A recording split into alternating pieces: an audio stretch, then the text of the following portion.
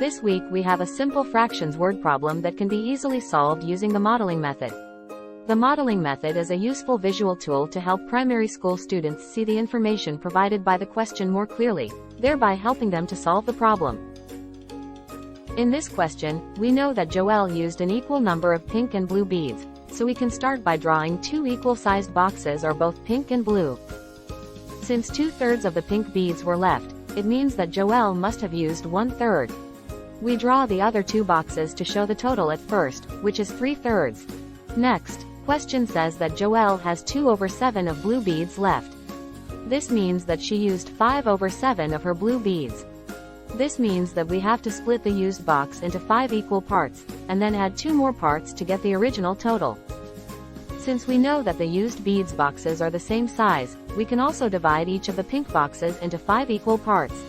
Counting the boxes, we get 22 units in total, and 10 units used. So the fraction of beads Joelle used is 10 out of 22. Notice that 10 and 22 are both even numbers, which means they can both be divided by 2 to become 5/11, which is the answer in simplest form. Did you manage to solve this week's question on your own? Let us know in the comments. Don't forget to like, share and subscribe for more free content.